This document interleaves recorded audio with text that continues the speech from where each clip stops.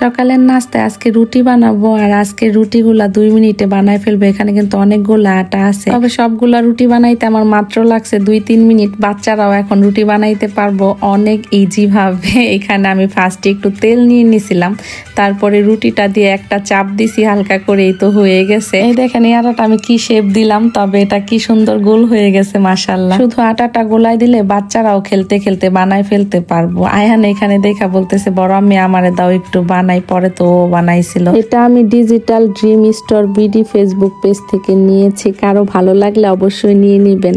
ভাইয়ারাও কিন্তু আপুদের গিফট করতে পারেন, তাহলে আপুদের সকালের নাস্তা বানানো অনেক বেশি সহজ হয়ে যাবে, তাই না? পেজটা আমি ক্যাপশনে মেনশন করে দিব, যাদের ভালো লাগবে অবশ্যই নিয়ে নেবেন। নাস্তা করার পর অনেকগুলা দুধ জমছিল, তো আমার শাশুড়ি পুডিং খাইতে চাইছিল। মা বলছিল একটা পুডিং বানায়, অনেকদিন ধরে বানাও না, পরে এর জন্য দুধগুলা ভিজাই নিয়েছি। আর এই জায়গায় সকালে একজন মরা মাছ দিয়ে গেছিল, আমার শাশুড়ি মরা মাছের ঝুড়ি খাইতে চাইছিল। আর ওই মাছগুলা বরফ হয়ে আছে, কারণ রাত্রে আনছিল আব্বা, আবার রাত্রে বলছিল রাত্রে কাটতে হইব না, সকালে কাইটনে। এর জন্য আমার জাল এখন ভিজাই রাখলো। মরা মাছ কাটতে কাটতে ওইগুলা ছুইটা যায়। এখন কিন্তু সকাল 7:30টার মতো বাজে, আরো কমই হবে, 7:30টা হবে না। তো এর মধ্যে আমাদের নাস্তা বানানো, তারপরে টুকটাক কাজ যত আছে সব শেষ হয়ে গেছে। বাচ্চাদের পরীক্ষার কারণে আমরা এখন অনেক সকালে উঠি, এমনিতে তো 6:30টার মধ্যে উঠি, এখন তো 5:30টার দিকে উঠতে হয় আর কি, নামাজ পড়ে আর ঘুমানো হয় না। এদিকে মরা মাছগুলা ধুইতেছিলাম, আর দুই জাল আবার তাজা মাছগুলা কাটতেছিল। তাজাগুলো অবশ্য মরে গেছে, কারণ ফ্রিজে যেহেতু রাখছিল, কালকে আনছিল আব্বা তাজা, তবে এখন তো মরে গেছে। আমার শাশুড়ি এই চালগুলা ভিজাইয়া ঝরা দিতে বলছিল, ভাঙ্গায় আনবো। আমরা তো পিঠা খাই অনেক সময়তে, তো আমাদের সব সময়তে ঘরে চাল ভাঙ্গাইয়া রাখতে হয়, তো আব্বা বাজারে যাওয়ার সময় নিয়ে যায়। এদিকে মা আজকে বড় ইলিশ মাছ বের করছে, বলছে ভুনা করব সুন্দর কইরা। ওই দিন যে মেহমান আসলো যেভাবে ভুনা করছিল ওইভাবে। এক চুলাতে দুধ জাল হইতেছিল, আরেক চুলাতে তাল জাল হইতেছিল। আজকে আমরা তালও গোলাইছি, তালের পিঠা বানাইবো। মা আপনাদের সাথে রেসিপি শেয়ার করব বলছিলাম। 3 কেজি দুধের মধ্যে 1 কেজি দুধই ফাইটা গেছে। আমার জাল এক বোতল করে জাল করছিল।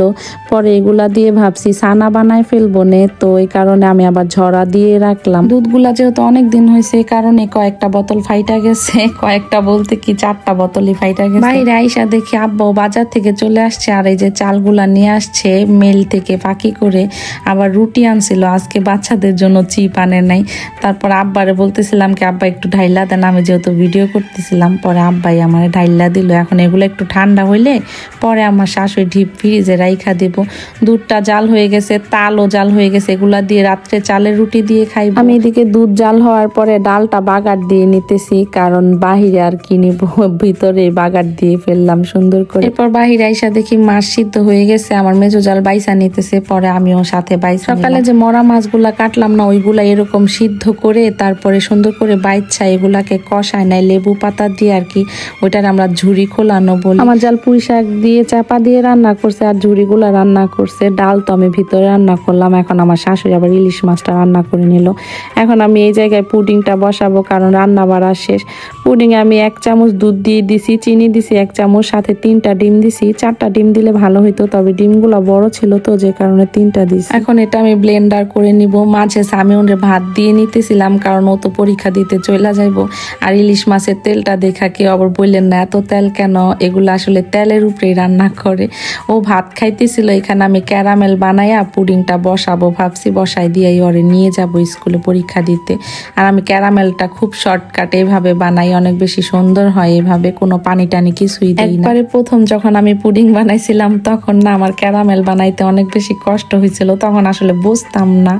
তারপর আস্তে আস্তে শিখে গেছি। এরপর পুডিংটা বসানোর পর আমি সামিউন স্কুলে দিতে যাইতেছি, পরীক্ষা যেহেতু এই কারণে সাথে যাইতে হরে। দিয়ে আইসা দেখে যে পুডিং ওইদিকে হয়ে গেছে। আমার চাল পুডিংটা নামাই নিল। তারপরে তো আমি এখন ভাত খাইতে আসছি, সবার খাওয়া দাওয়া শেষ। আমি যেহেতু স্কুলে গেছিলাম, আইসা গোসল টোসল করতে দেরি হয়ে গেছে। তারপরে তো 3টা-4টার দিকে এখন ভাত খাইতেছি, মনে হয় প্রায় 4টার কমই বাজে, 3:45টার মতো বাজে। তারপরে তো খাওয়া দাওয়া শেষে ভাবলাম যে ছানাটাও রেডি করে ফেলি। এখানে আমি 1 চামচ চিনি দিছি। ফার্স্টে আগে ছানাটা ভালো করে মইথা নিয়েছিলাম, তারপরে সামান্য একটু লবণ দিছি আর 1 চামচ গুঁড়া দুধ দিছি। 1 চামচ না, সরি 1.5 চামচের মতো দিছি।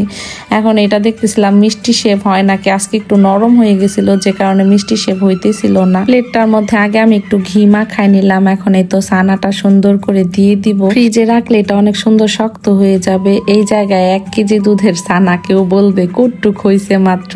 তারপরে তো আমি এটা ফ্রিজে রাখা এখন একটু রেস্ট নিব। শুয়েছিলাম অনেকক্ষণ পর্যন্ত, বিকেলে উঠছি, পরে আমার জাল এটা নিয়ে আসছে আমার জন্য বানাইয়া, ছোট জাল। কি সুন্দর হয়েছে না মাশাআল্লাহ।